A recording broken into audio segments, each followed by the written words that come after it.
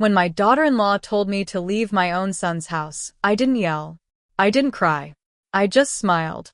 I smiled because in that moment, I finally understood something my husband, your grandfather, tried to teach me for 50 years. He used to say, May, people can only give you what they have. If their cup is empty, don't be surprised when they offer you nothing. I never really knew what he meant. Not until that morning. Not until the money was gone. The lawyer letters had stopped, and the only thing left of our family was the echo of a slamming door. My name is May, and this is the story of how we buried my husband, Joseph, and then spent the next year burying our family, piece by piece, over the money he left behind. For 47 years, Joseph and I lived in a small house on Cedar Street. It wasn't much to look at from the outside. The porch steps creaked, and the screen door had a hole in it that I kept meaning to fix. But on the inside, it was our whole world. It was where we raised our 3 children. Michael, the oldest, so serious and responsible. David, the middle one, with a laugh so loud it could shake the pictures on the wall. And our baby girl, Sarah, who had Joseph completely wrapped around her little finger from the day she was born. The heart of our home wasn't the television or the porch. It was the kitchen table.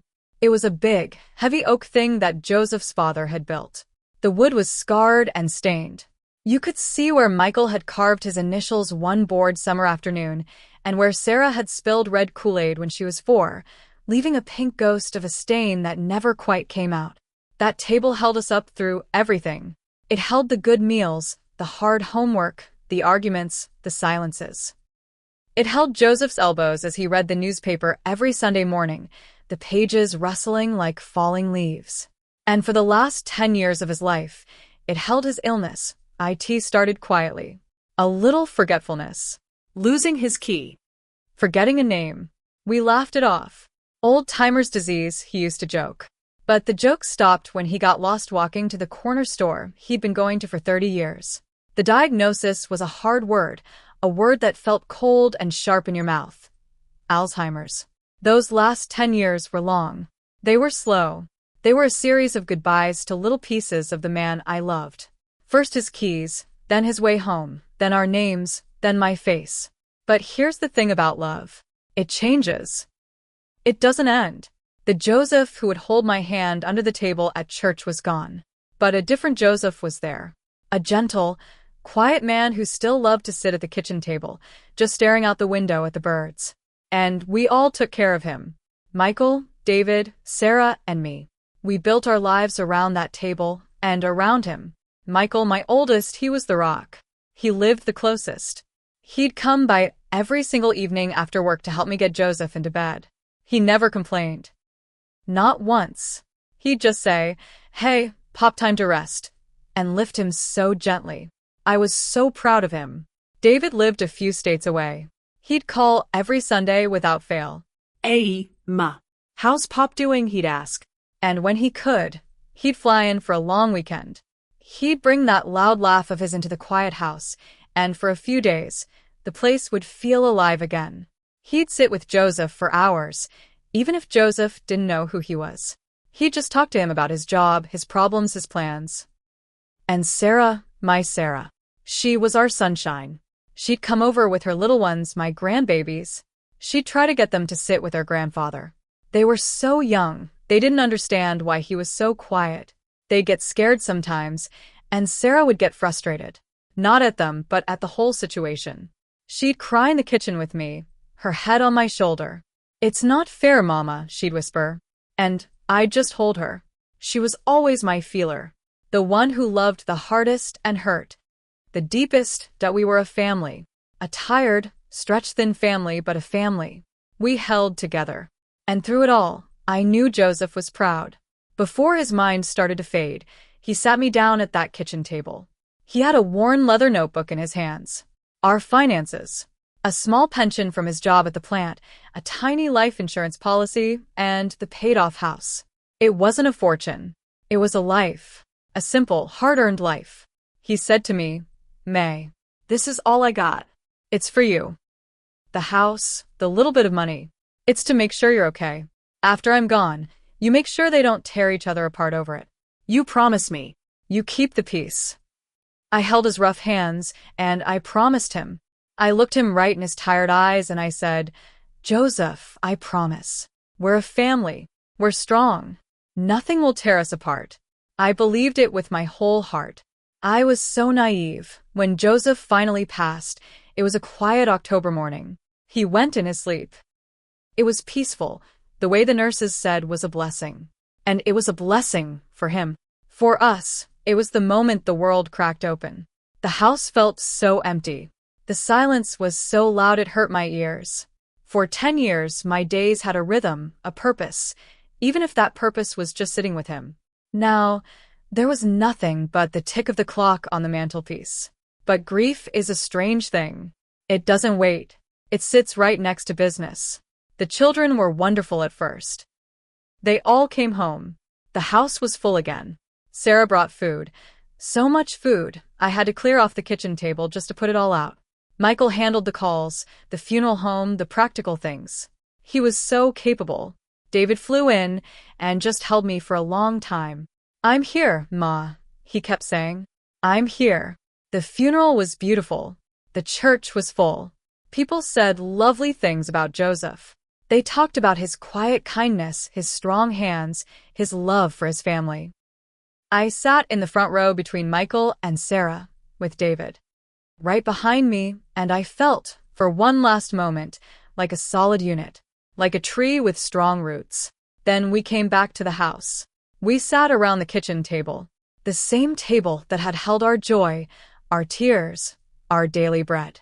And we started to talk about the future. Michael, in his usual organized way, brought it up. "Ma," he said, his voice soft and careful. "We need to talk about Pop's estate. The house, the pension, the insurance. There are some papers we need to look at." I just nodded. I didn't want to talk about money. I wanted to talk about Joseph. I wanted to tell the story about the time he fell off the roof trying to fix a leak. But I knew Michael was right. He was always right about these things. So we looked at the papers. The numbers were small, as we knew. The house was the biggest thing. It was my home. My whole life was in these walls. "Well," Michael said, looking at the papers, "the house is paid off. That's good. It's Ma's, of course.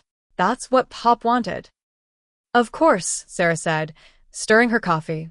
"Mama, you'll stay here, right?" "I don't know, baby," I said, honestly. "It's so big and quiet now. I haven't thought about it." Then David spoke up. He had a different energy. It wasn't harsh, just direct. "We also need to think about the value of everything," he said. "Not now, but eventually. For inheritance. Pop didn't have a will, you know. Just named Ma as the beneficiary on everything. That's fine for now. But we need to talk about the future." Michael's jaw tightened, just a little. "The future is a long way off, David. Ma just buried her husband. Let's just get the paperwork signed, so she has access to the accounts, and we can talk about the rest later." David leaned back. "I'm just saying, it's better to have these conversations now, when everyone is calm, than later, when things get messy. It's just practical." Sarah looked between her two brothers. "Can we please not do this today? Mama is tired." I'm tired. And just like that, the first tiny crack appeared. It was so small you could barely see it. A little difference in opinion. A little tension. I put my hand on the table, on the old Kool-Aid stain, and I smiled. "We don't need to decide anything today," I said softly. "We're family. We'll figure it out together. That's what your father would have wanted." They all agreed, but the feeling in the room had shifted. It was no longer just a room full of grief. It was a room full of people with different ideas. And that table, our table, suddenly felt like a stage. In the weeks after the funeral, I was alone with my grief. The phone didn't ring as much. The food stopped coming. The quiet returned, but it wasn't the peaceful quiet I had with Joseph. It was a waiting quiet, a tense quiet. And the conversations with my children changed. They still called. But it wasn't just to check on me anymore. Michael would call every couple of days. "Hey, Ma. Just checking in. You need anything from the store?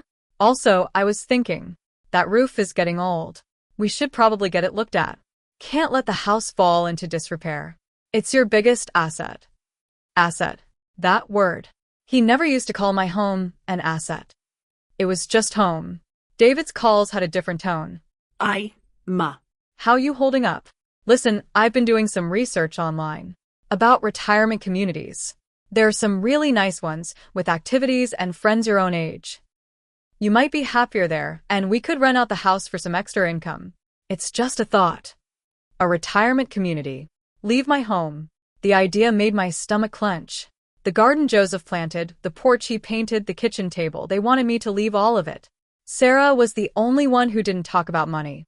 She'd come over with the kids, and we'd just be sad together. But even she started to change. She'd get quiet when I mentioned Michael's calls about the roof.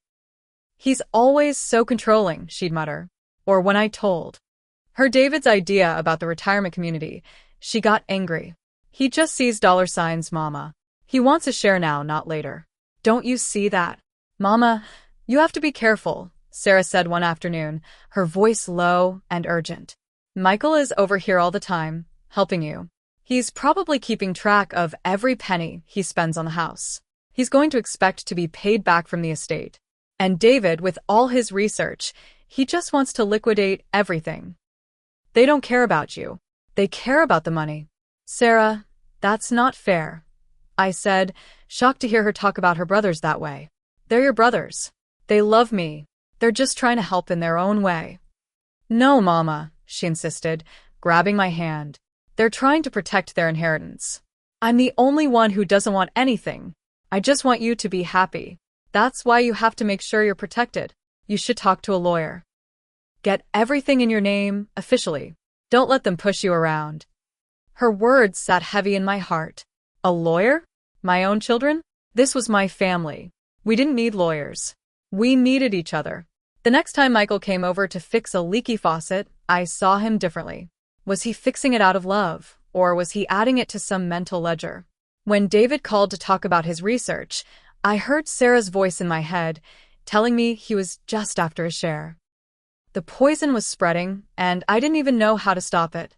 I started to dread Sundays. Sundays used to be for church and a big family dinner. Now, Sundays were for avoiding phone calls. The tension that had been a small crack was now a spiderweb, spreading across the surface of our family. IT came on a Tuesday. A plain white envelope with no return address, just my name and address typed out. I opened it at the kitchen table, standing up, thinking it was just another bill. It wasn't a bill. It was a letter from a law firm, a firm I'd never heard of. The language was cold and sharp. It said they were representing the interests of their client, Mr. David Jones, regarding the estate of Joseph Jones. It stated that as there was no will, and in the interest of equitable distribution, they were requesting a formal appraisal of the family home and all its contents. It said my son was simply trying to protect his legal rights. I had to sit down. My legs just gave out. I read the letter 3 times, the words blurring each time. My David. My middle child, with the loud laugh. He had sent a lawyer after me. After his own mother. I didn't call him. I couldn't. I just sat there at that old oak table, and for the first time since Joseph died, I didn't cry for him. I cried for us. I cried for what we were losing. The news spread fast. Michael found out when I called him, my voice shaking so bad he could barely understand me. Within an hour, he was at my door, his face a mask of fury I had never seen on him before. That's it, he said, pacing my kitchen floor. That is it. He wants to play hardball? Fine. We'll play hardball. Ma, you need to see a lawyer. Right now. You cannot let him do this to you. No, y play. He's your brother. We can talk to him. We can. There's no talking to someone who sends a lawyer to his own mother, he shouted, and I flinched. Michael never shouted. You see what this is, Ma? It's a power play. He wants to force a sale. He wants his money, and he doesn't care who he hurts to get it. I'm not going to let him take advantage of you. The next few days were a blur of phone calls and anger. Sarah was hysterical. I told you, Mama. I told you. David is a snake. And Michael, he's just using this to get closer to you, to make himself look like the good guy. You can't trust either of them. The family I had held together with love and prayers for 47 years had shattered into 3 pieces. And I was the shard left in the middle, getting cut from all sides. That I did what Michael said. I got a lawyer. A nice young man named Mr. Harrison, who spoke to me gently but used words I didn't understand. Estate claim, fiduciary duty, contesting beneficiary designations. It was a different language. It wasn't the language of family. It was the language of war. He told me my rights. He told me the house was mine, free and clear, for as long as I lived. He told me David's claim was weak, but that he could make things very difficult, very expensive, and very painful. He advised me to let him handle it, to not speak directly to my children about the estate. Mrs. Jones, he said, leaning forward, I know this is hard, but in these situations, it's best to let the professionals communicate. It keeps emotions out of it. But my whole life was emotion. My whole life was love. And now it was being put into a filing cabinet. I went home and looked at the phone. I wanted to call David so badly. I wanted to hear his laugh. I wanted to ask him, baby, why? Why did you do this? Was it the money? Did you need it that bad? Why didn't you just call me? We could have talked, but I didn't call. My lawyer said not to. Michael said not to. And so the silence grew. It wasn't the peaceful silence of my empty house. It was a heavy, angry silence, filled with all the things we wouldn't say. Winter came. The coldest winter I can remember. The legal letters flew back and forth like snowflakes. Mr. Harrison would call with updates. David's lawyer requested this. Michael's lawyer, yes, he got one too. To protect my interests, he said, filed a response. Sarah called me every day, crying, yelling, begging me to cut them both out of everything. I stopped answering the phone. The sound of it ringing made my heart pound in my chest. I stopped looking at the mail. I just piled it on the kitchen table, on top of the pink Kool Aid stain, on top of Michael's initials. My table, the heart of my home, was now a garbage pile of legal documents. Christmas came. For the first time in my life, I spent it alone. Michael sent a text. Merry Christmas, Ma. Thinking of you. Let me know if you need anything. David didn't call. Sarah sent a card with the kids' pictures on it. I put it on the refrigerator, right next to the old one from the year before, where we were all smiling. It was a sad little gallery of a broken family. That was the lowest point. Sitting in the dark on Christmas evening, listening to the wind, surrounded by the ghosts of my family. I looked at Joseph's empty chair, and I finally understood. I hadn't kept the peace. I had let the war happen. By getting a lawyer, by listening to the professionals, I had poured gasoline on a fire I should have tried to put out with a glass of water. Spring came, as it always does. The snow melted, and the first green shoots pushed through the cold ground. Joseph's daffodils came up. He had planted them years ago, and there they were, bright and yellow, not caring about our family drama. They just grew. One day, I got a thick envelope from Mr. Harrison. It was a settlement offer. The legal fees were piling up, for all of us. The offer was this. David would drop his claim. Michael would agree to drop his defense. The house would be put in a trust for me, and upon my passing, it would be sold and the proceeds split equally 3 ways. The furniture and personal items would be divided by me, according to a list I would make. It was over. The fight was finished. There were no winners. Just a bill for the lawyers and a deep, deep scar on all of us. I signed the papers. Then I did something my lawyer told me not to do. I picked up the phone. I called David. He answered on the second ring. Hello. He sounded tired. The same tired I felt David. I said. My voice was soft. It's Mama. A long pause. Ma. I just signed the papers, I said. It's over. Another pause. I know. My lawyer called. I'm sorry, Ma. Why, David? I asked, and my voice finally cracked. It was the question I had held in my heart for 6 months. Why did you do it that way? Why didn't you just come to me? We could have talked at the kitchen table like we always did. He was quiet for so long I thought he'd hung up. Then his voice came through, small and broken like a little boy's. I don't know, Ma. I got scared. I saw Michael there every day, taking care of things. I live so far away. I felt like I was losing you. Losing Pop, losing my place in the family. And I thought the only way to have a say was to be aggressive.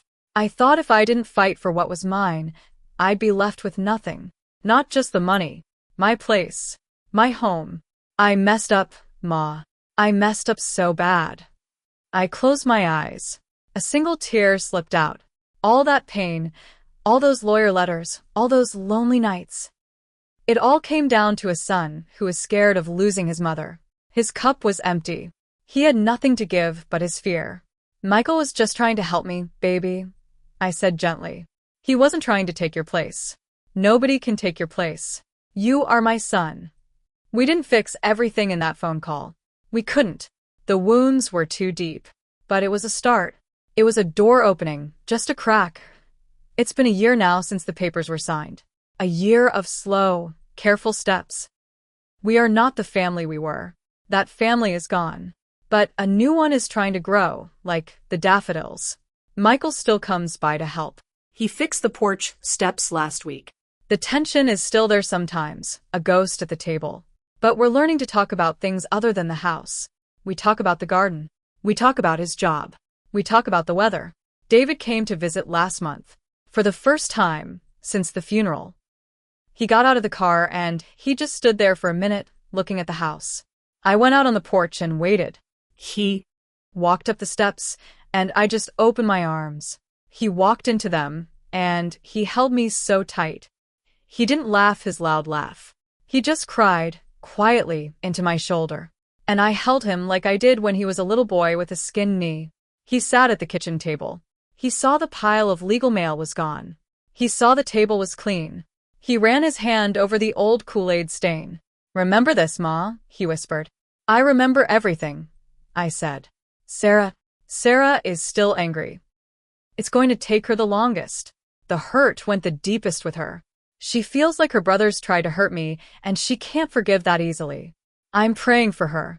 I'm praying for all of them. I sit at this table, and I pray. You know, when you're young, you think family is about blood. You think it's automatic. It's not. It's about showing up. It's about sitting at the table, even when it's hard. It's about looking at the stains and the scars and loving the table anyway. Joseph's money is gone now. Most of it went to the lawyers, anyway. That's the sad joke of it all. We fought so hard over something that just got eaten up by the fight itself. We spent a year tearing each other apart over a few $1,000s and an old house. But we almost lost something that money could never buy. We almost lost US to MY Joseph. He taught me that people can only give you what they have. My children, they gave me their fear, their anger, their confusion. They gave me the only thing they had in that moment, and I gave it right back. I got scared too. I hired a lawyer. I hid from them. I made it worse. The lesson I learned sitting at this old table is that you have to be the one with a full cup. You have to be the one to offer peace, even when you're hurting. You have to be the one to pick up the phone, even when you're scared of what you'll hear. Because a family is not a legal document. It's a living thing. And